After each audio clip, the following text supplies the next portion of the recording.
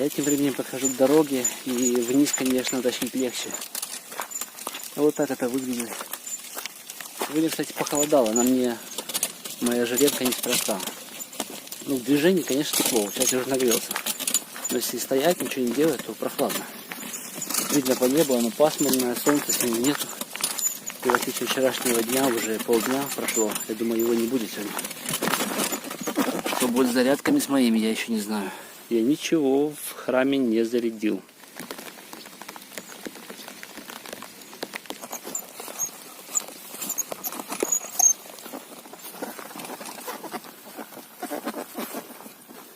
Все. Круто. Я смог доехать до самого берега. Тачку снимаю, на воду ставлю и погнал. На часах 12:10 и так поздно я давно не выбирался. Вообще, вот вначале как-то мне еще хотелось там зависнуть где-то на острове, по-моему, где я рыбу поймал. Не хотелось спешить, хотелось растянуть удовольствие. Сейчас ситуация внутри поменялась. И мне хочется как можно быстрее теперь проект завершить. А его еще такой кусок впереди. Впереди у меня через 17 километров Сокол поселок, и там что-то тоже интересное. Алексей предлагает посмотреть, поэтому я посмотрю. Но впредь я не буду далеко уходить, вот как сейчас с тачкой. Тачка не рассчитана вот в горы носить. Я сейчас с воды покажу, куда я лазил. Смотрите. Видите, какой берег крутой.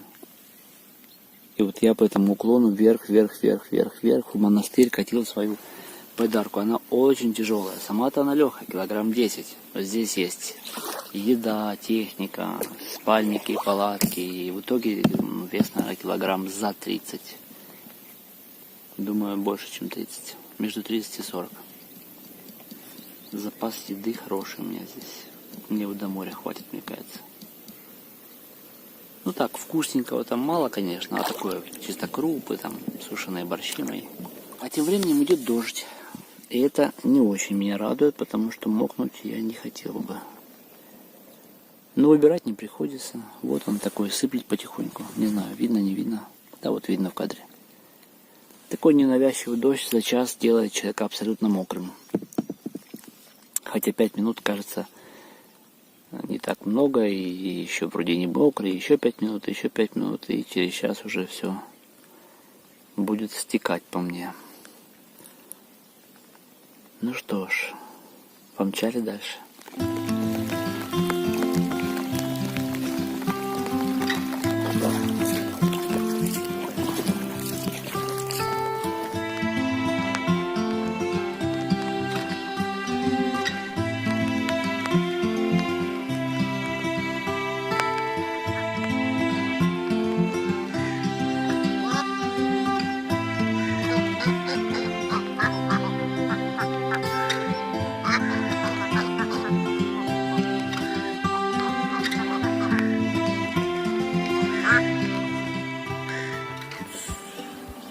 Не рассказать, что происходит. Я сошел между островами. Первое, снял шикарные кадры птицы. Это выпить, по-моему. Второе, снял какую-то выдру. Не бобер, что-то маленькое. На видео, на фото. А третье, вон там хищник какой-то. Вон там. Рыба какая-то хищная. И я почему-то на 100% уверен, что я сейчас поймаю. Все, побросаю в ту сторону спину тихонечко. Такая классная заводь. Но если что-то поймаю, конечно же, вам покажу. Не поймал. Но из-за фото спасибо с видео.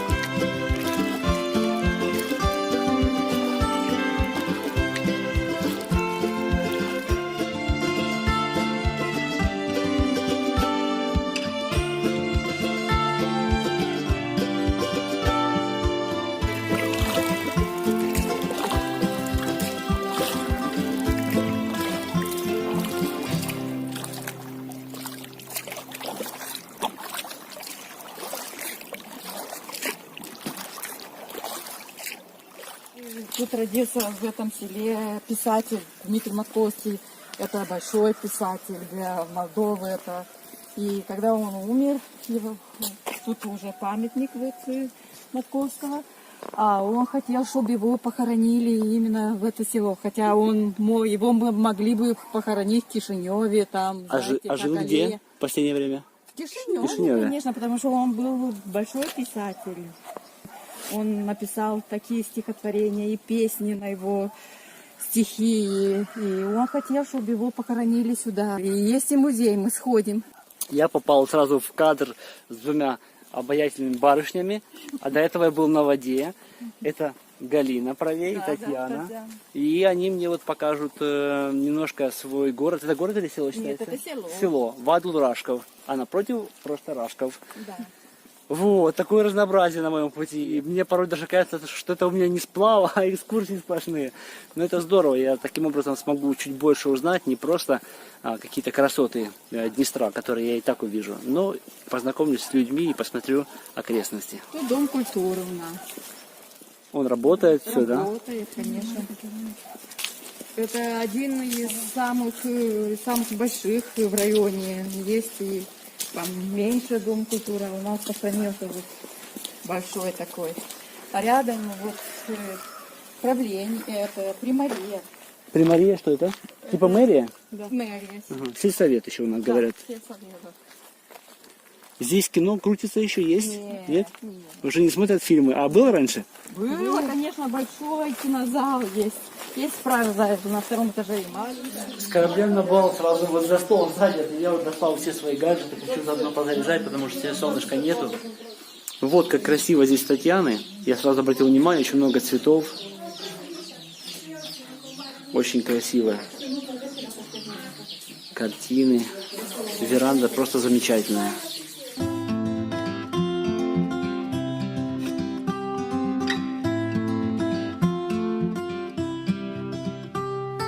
После обеда решили немножко прогуляться с экскурсией и под зонтами, потому что идет дождь.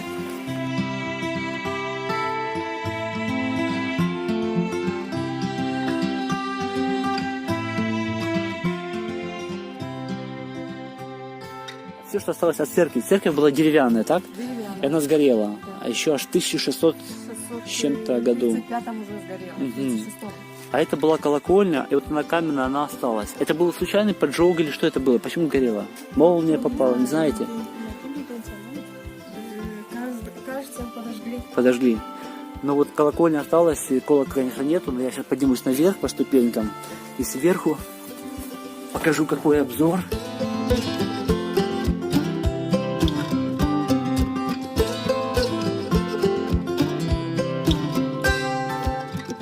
Вот она, колокольня. Очень толстые стены. И здесь, смотрите, какой вход узенький. Можно подняться наверх. Это я и попробую сделать сейчас, друзья, вместе с вами.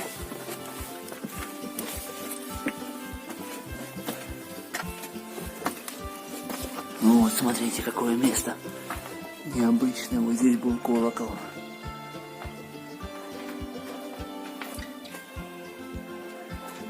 Так, ну подняться сюда мало. Я так думаю, нам нужно сюда подняться, чтобы посмотреть весь окружающий мир. Правильно? Опа. Ух ты. Я взобрался на самый верх. И вот напротив, на том берегу, это уже Приднестровье. Видно по центру, вон там. Это католическая церковь. Они стояли, видите, раньше вот друг напротив друга. И есть действующая церковь, она там левее находится, напротив действующей по этой стороне. И вот такая огромная стена каменная. Вот то, что видим, белое пятнышко вот здесь. История говорит о том, что дожди шли очень долго, и ночью на людей эта стена просто обрушилась. И там были дома. И, к сожалению, люди погибли. Вот такая глыба каменная, представляете, упала там, высота метров 30, наверное.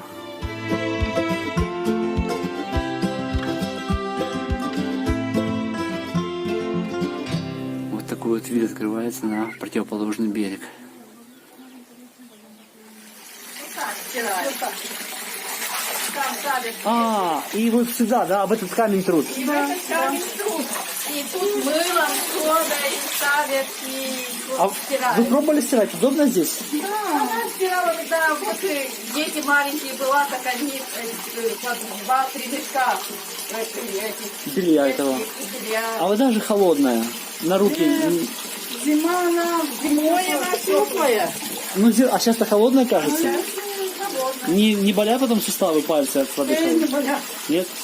Ну, видишь, это была камень, тут был, и сколько их уже вот. Это может Труд. с двух сторон может 4 человека стирать одновременно. Да. 6 даже?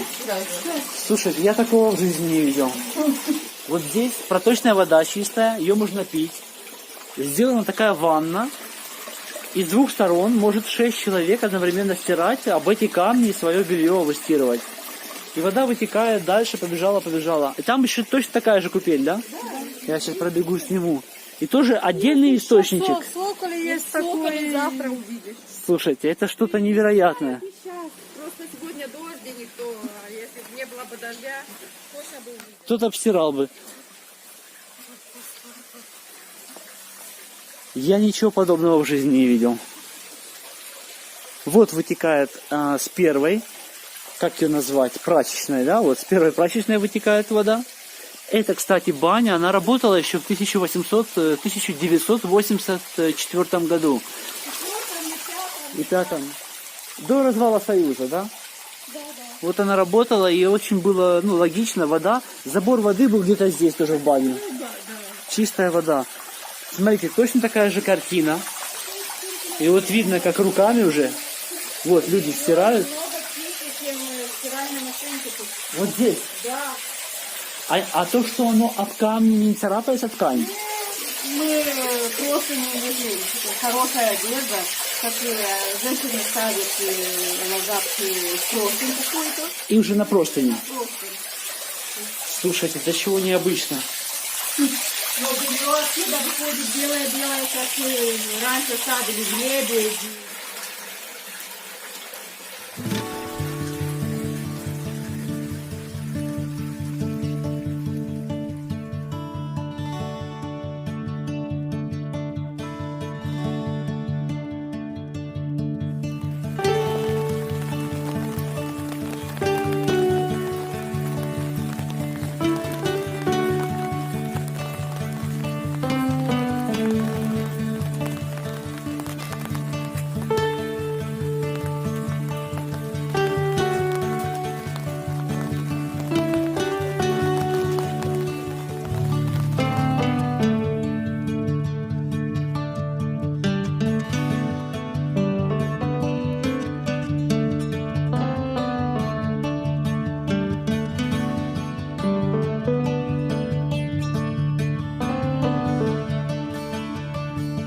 Ой, дождь идет целый день. И у меня такие планы. Сейчас встретили Анатолия, познакомились. Он местный винодел, и его дом выходит прямо к реке. Поэтому я предложил у него остаться и зарядить гаджеты свои.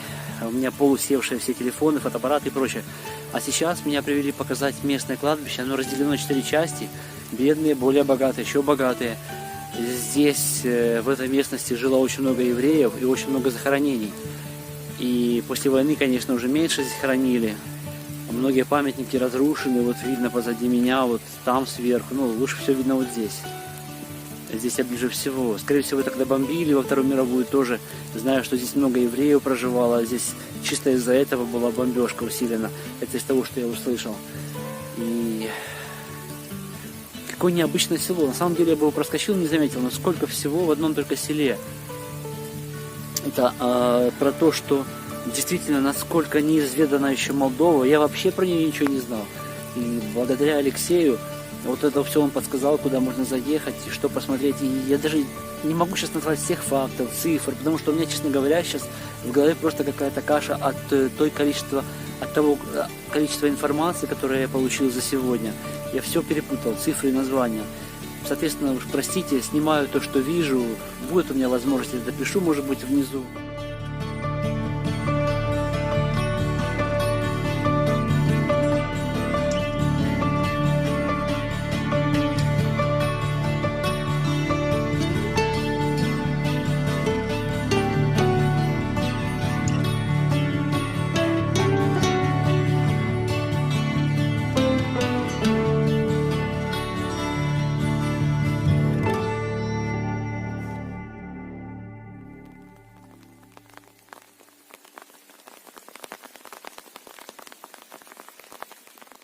Друзья, нахожусь в интересном месте. Это два села. Впереди село Вадул-Раскол. Смотрите внимательно. Проезжаем. Буквально 10 метров. И что мы видим с этой стороны? Сокол. Видно? И там знак Сокол. Находится ровно по этой линии два разных села. То есть вот за этим забором Вадул-Раскол жители, а за этим уже Сокол. То же самое здесь. Очень необычная местность. По знаку разделено. Видите, то же самое. Здесь Сокол. И здесь живут люди из Сокола. А здесь Сокол закончился. И здесь Вадул-Раскол. Необычное место очень. Таких мест не видел на самом деле. Что такое был просто переход моментально. Может быть в Карпатах есть. Но говорят, что это было расстояние раньше между селами. И люди строили плотно-плотно друг к другу. И село слилось. Но это разные села. Мы рады, что вам понравилась наша Молдавия. Ждем вас в гости, ваших друзей. И хотим, чтобы вы приезжали к нам, и мы приезжали к вам. И счастливого пути вам дальше. И ждем вас в гостях. И у нас мы народ гостеприимный. И всегда будем рады вас ждать. Все, спасибо вам большое. До свидания. Да, Счастливо счастливо. доехать. Путь у меня еще дальний. Ну, денек выдался, вообще неожиданный просто для меня. И на самом деле я очень мало прогребся, 10 или 12 километров. Очень много чего увидел, вы это тоже видели на фото, на видео снял немного. Ребят здесь заморил, конечно, возле байдарки, оставались дети Татьяны. Я еще молока вот купил, здесь молоко стоит 3 литра, 30 лей. И на 50 лей я купил себе хлеб, у меня хлеб закончился свежий, печенье, вернее не печенье, там булочки и кофе и конфеты местные. Теперь, что мы имеем? Здесь у меня новый знакомый Анатолий. Я, скорее всего, попробую сейчас с ним связаться. Если он выходит на связь, я у него остаюсь. Если нет, тогда немножко пройду, найду свободное место и тут же прямо напротив села ставлю стоянку. Потому что в противном случае, далеко идти не хочу, по темну ни в коем случае не хочу ходить здесь. Левая сторона Приднестровья, правая Молдова, я буду ночью с фонариком ходить, такого не будет. 8-10 вечера, я только отправился от берега. Идет дождь. И такой дождь целый день идет, конечно. Не очень приятно. Он облажной. Закрыло все небо. Я думаю, полчаса я перегнул, через час будет уже темно. Мне сейчас нужно принимать решение, где я ночую. Можно прямо вон там стать, где-то под берегом. Но сейчас свяжусь с Анатолием. Что мы имеем на сейчас? Вот я стою во дворе одного из этих прекрасных джентльменов, которые помогли мне с байдаркой. На самом деле меня ждал Анатолий, он уже ушел за горизонт. А подошел еще один мужчина. И вот они вдвоем помогли мне донести мою лодку. Она очень тяжелая, там еще добавилось молоко, там есть вода, запасы. Мы поставили во дворе у второго мужчины. Анатолий живет чуть в стороне. Он пойдет сейчас цыплят где-то кормить, потом вернется. Предложил поужинать, вина домашнего, это же он вино делает. Я говорю, чуть-чуть можно, если немного, я скажу. Короче, я балдею в этой стране, просто получаю кайф и удовольствие. Все, простите, но болтать мне сейчас некогда. Идет дождь, он идет постоянно, я весь уже мокрый практически. Мне нужно поставить палатку где-то там под деревом, пока светло. Так что до завтра.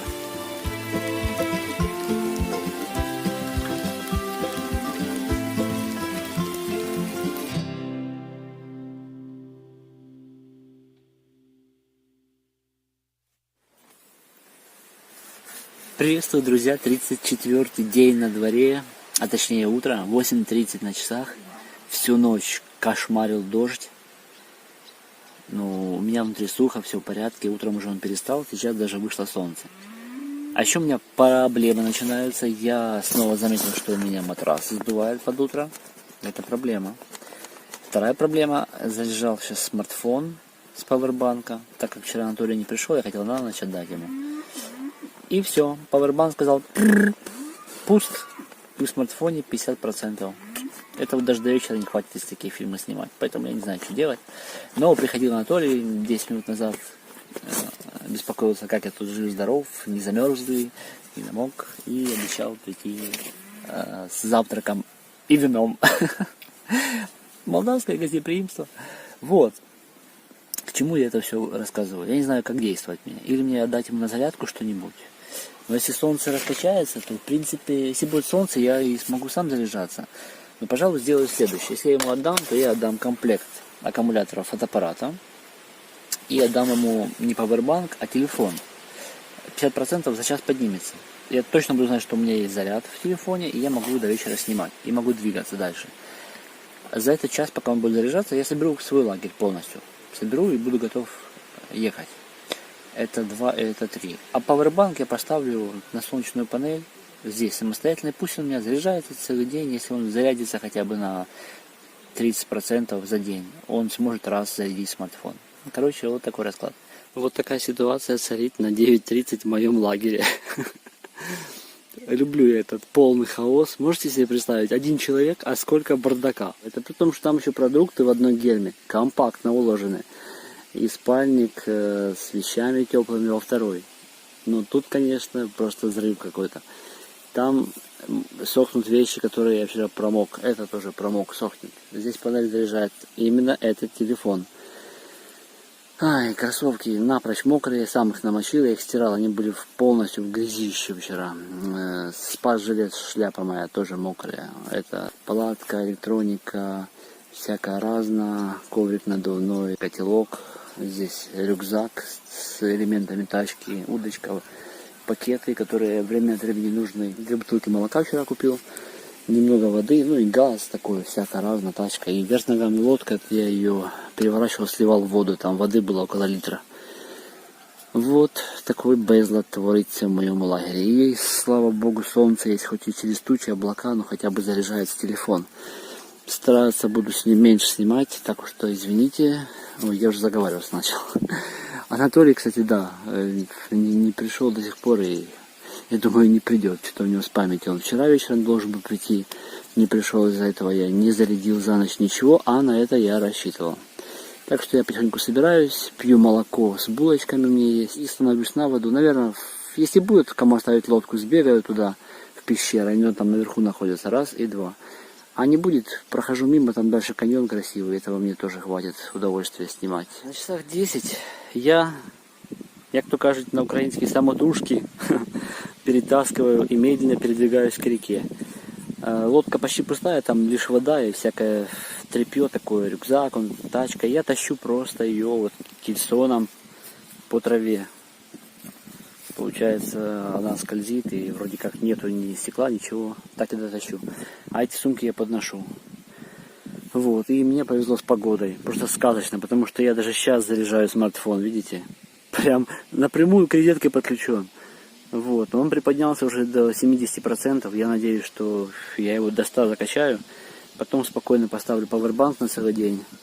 И один аккумулятор с фотоаппарата. Ветер попутный, это просто фантастика. Ну, пожалуй, сажусь на воду побыстрее, пока все так благополучно. И продолжаю свой путь. Анатолий так и не пришел. А, вот он бежит вдогонку. Анатолий бежит. Вот, только про него вспомнил. Прикол. Ладно. Возьму у него интервью. Возьму у него интервью, раз он появился в кадре во время записи этого фильма.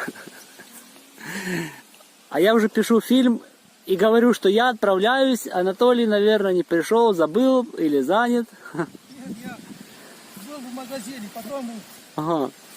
гости приезжали. Ну, раз я пишу фильм, вы попадете в мой фильм, не против? Дай бог. Расскажите о себе немножко. А как? Здесь родился, здесь жил и здесь буду умирать. Нигде не был. Только в армии служил. И не путешествовали нигде? Нигде. Неужели не хотелось? Ну, хотелось, но у нас тоже красивый уголок. Красивые, согласен. Райский уголок. Красивый. И я доволен. А чем занимаетесь вы всю жизнь здесь? Я крестьянин. С виноградом бочки делаю. Виноград и бочки? Да. Бондарь, точно. Бондарь, да. И вы отдельно и бочки продаете, и вино отдельно продаете. Это у вас такой вот хлеб ваш основной. Да, ну а в последнее время вышел этот пластмасс, и все покупают пластмассовые бочки. Потом Ага. опять возвращайся ко мне, давай, сделай. Поняли, что Дубовый. это не то. Да, да, да. А я угощу стаканчик вина. О, красота. Слушайте, я рад, что вы пришли, потому что я думал, уже не увижу вас. Слушайте, вот это да, вот это настоящее домашнее молдавское вино. Да. Слушайте, Анатолий, ну я не знаю, класс, просто прекрасно. Все, счастливо, до новых встреч, спасибо за гостеприимство. Греб по воде, вижу, ребята рыбачат. Разные там, 4 года был самый мелкий, может даже 5 ему, чуть больше. Потом лет 8, там девчонка подошла лет 10. Вот, я с ним пообщался. Спросил, как можно пройти к вот этим пещерным монастырям. Вот.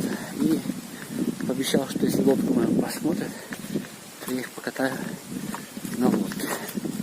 Ну и вот они подсказали мне, куда идти, а сами остались дальше рыбачить возле лодки. Вот сзади меня, вот видите, сзади скала. Вот я туда иду.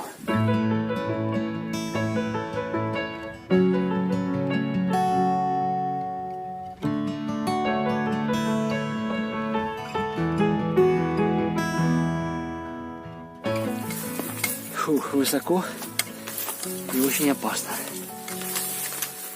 Фух, как высоко тут. Если бы я шел утром, когда дождь прошел, я бы не шел здесь. Я бы уже упал и лежал. Я отвык по горкам бегать. Водный сплав. Все-таки это не восхождение на вершины. Вот. Получайте бонус от меня. Вот такой вид. Вон, видите, там белеется стена. Напротив нее я ночевал.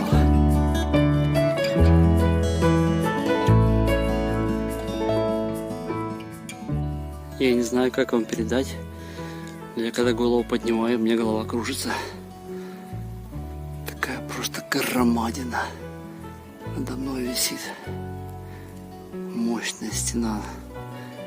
Практически 90 градусов. Видите, вот угол. А вот река моя. Вот это моща.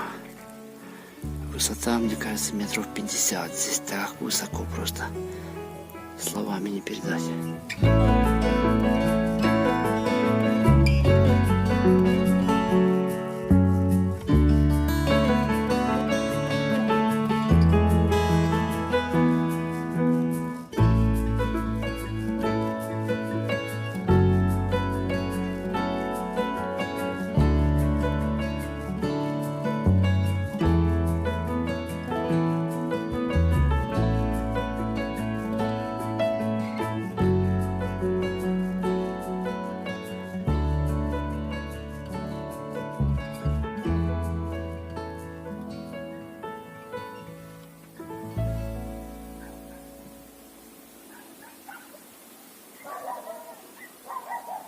Ну что, мой уважаемый зритель, я нахожусь в селе Сокола, это Молдова.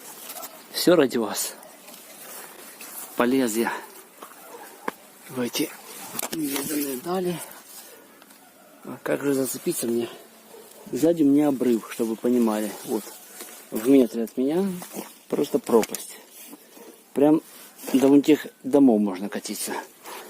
А здесь надо как-то уцепиться, еще и камеру держать. Попробуй ее в зубы взять. Угу. Угу.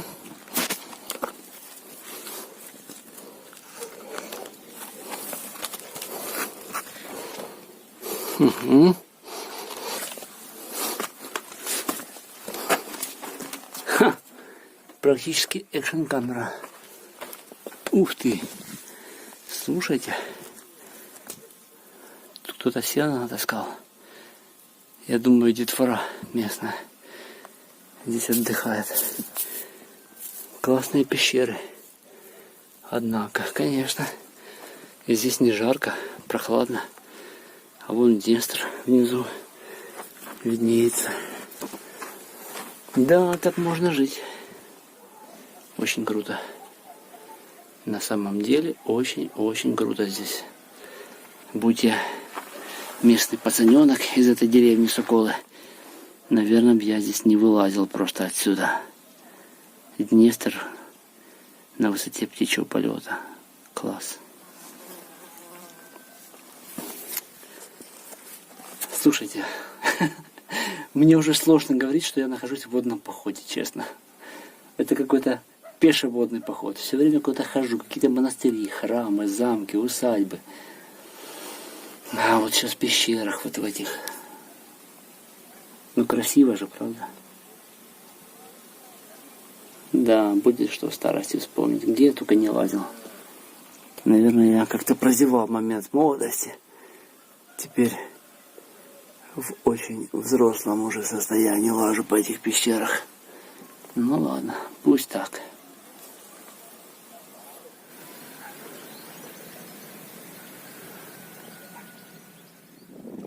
Сейчас каникулы у вас? Да.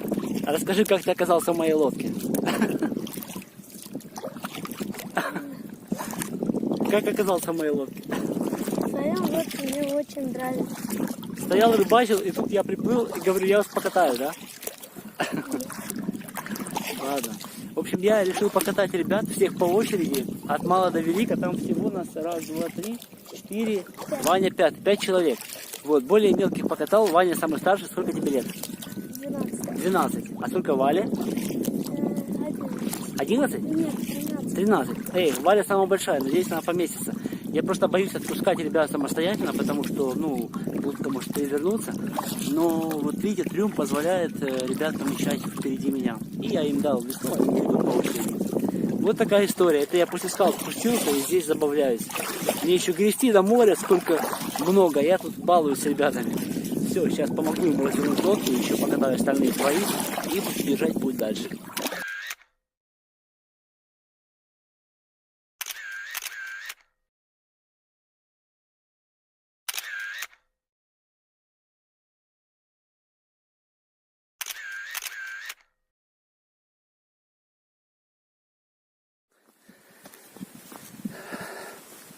Сам в шоке.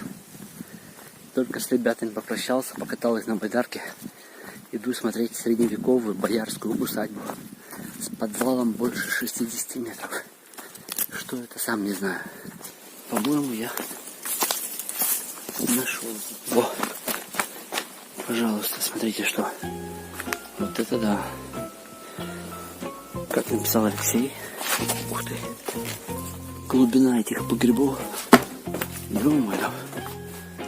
60 метров. Так не пойдет. Сейчас я фонарик одену на голову. И мы продолжим. Пошли исследовать. А вот это погребы, я понимаю. Всем погребам погреб. Смотрите, где выход. Где я нахожусь. И еще можно вперед идти столько же.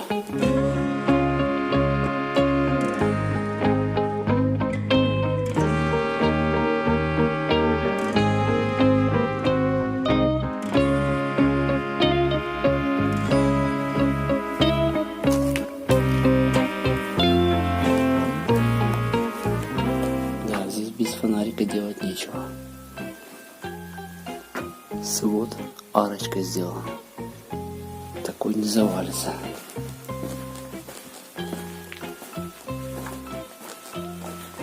Да уж, штольня знатная.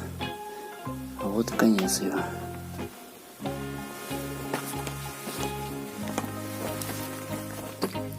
Здесь не ясно, что пытались разобрать и найти. Может быть, была вентиляция, но не похоже. А может быть и была, только завалилась. Такой вот погреб. И представляете, сколько здесь хранилось еды, вина и прочих снадобий.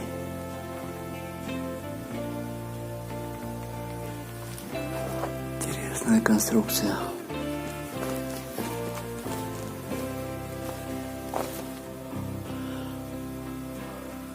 Не видно, пара идет, то это 10, буквально 12 градусов, а на улице градусов 25-28. Довольно прохладно.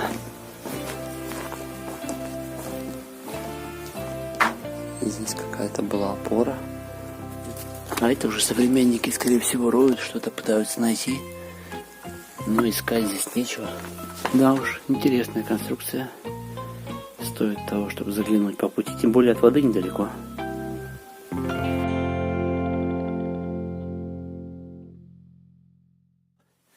Посмотрел погреб. Выхожу на свет Божий. Сдается мне, здесь была еще конструкция, может быть, деревянная. Но дерево гниет быстро, поэтому, скорее всего, оно, кровля это завалилась. Рядышком еще есть минеральные воды, но я думаю, стоит их проигнорить и двигать по маршруту, потому что мне остается очень мало дней до встречи с ребятами, а дистанция сама по себе не гребется.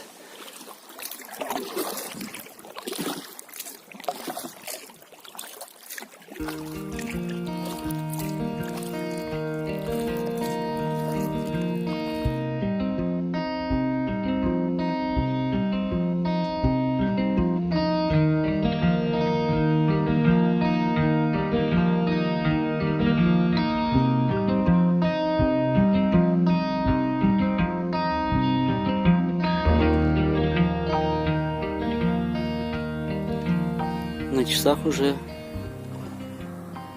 Да что ж такое, рыба видели? Вот в кадре попадают, а бросаю блесну и ничего не ловится. Так вот, на часах уже 8. По правую сторону, ту, на которой я могу стоять, камыш стеной. И уже так пару километров к ряду. Стоянки и не предвидится. Ну, а напротив, там у них все хорошо со стоянками, но мне этот берег недоступен. Ну, наконец-то, 10 минут 9 нашел свою поляну. Вон там она находится. Место я нашел, но от воды, конечно, метров 40 туда. И здесь еще метров 20. Фух, ну хоть такое, это хорошо. Тут, в принципе, для моей печки дров хватает сухих, даже из костровища. Быстренько обустраиваю лагерь, перекушу что-то, у меня и молоко есть, что угодно. Вот, и спать.